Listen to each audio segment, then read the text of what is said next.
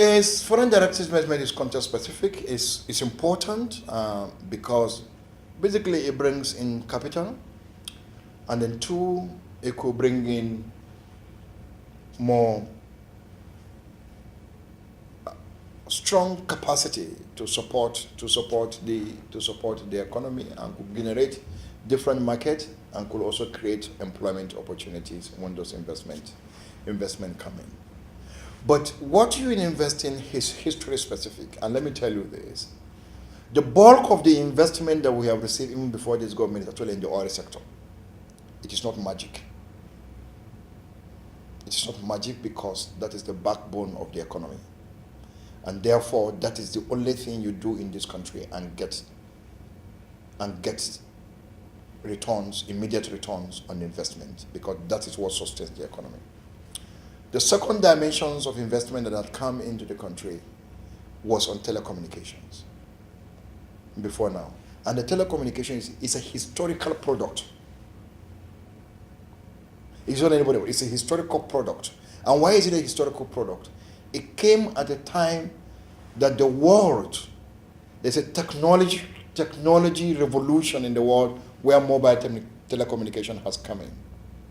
And therefore, as a historical product, it could come in at any time because it luckily came at a time that you have a new government in place. The third dimensions of the major changes was the strengthening of the service sector. There is a relationship between service sector, the strengthening of the service sector, and the amount of resources you have in place. So oil resources were growing, and therefore consumer powers was actually increased. Purchasing power was actually increasing. And so as purchasing powers increases, consumption is actually able to increase. And once consumption increases, a lot of services actually comes in. So banking was one of the major ones. But the banking sector didn't come up without also a massive state investment. And the state could actually invest in particularly the consolidation of the banks, whether the one done by Soludo or the one done by Sanusi Lamido Sanusi. The idea is actually that it involves massive state investment to get actually that done. But the reality also is that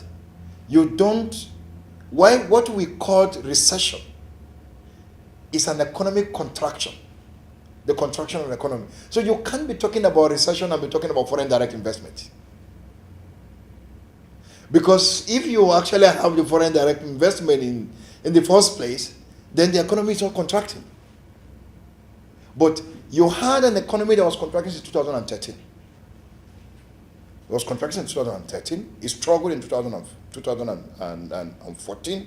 Even at the central level, you are taking loan to actually pay salaries. States, more than half of the states couldn't pay salaries. The economy was contracting. So you can't have recession and still be talking about foreign direct investment. So the basis of comparison does not hold, because this is a government that struggled in recession for 2 years. It is 3.5 years and in power, struggled for 2 years in recession, recovering from recession for about 9 months, and all that. So the idea about foreign direct investment and comparing with the previous government, for me, doesn't hold. Now, what we should be talking about is how is the government recovery approach to recession bringing about or taking cognizance of the need for foreign direct investment. For instance, one of the major drivers of investment in that were portfolio investors. People who actually came in and actually invested more largely on the liquid parts of the investment, not on the structural part of our investment. And therefore, by the time the economy was contracting, or a government is coming that they don't trust its policy directions, all they just know is to close your portfolio and take the next plane, and you're out of the country. So, and that contributed significantly on the stress that the Naira went through, and it nosedive and all that. And then because, again, the government was very tentative about how to respond to it. They weren't too sure about what to do, whether they actually want to control, or whether they wanted to float, or they actually want the market to actually fully determine it. But the reality actually is that this country has picked an economic management mechanisms since 1999, which is market-oriented. And there are people who benefit from it. And those people believe that that is the best thing to do.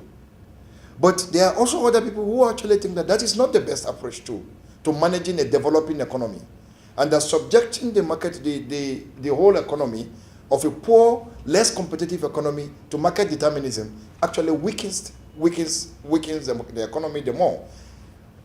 Which side you belong is an ideological thing and it's a political thing, and that's the politics of economics. So for me, it is not possible to run a comparison of these two economies. If you run a comparison in terms of investment, you wouldn't get it. There's an economy that there's a government that came to power during a massive growth in oil resources, and significantly it was growing. It could save, it could get into other things, and there was one that came in where the country was almost at the verge of recession.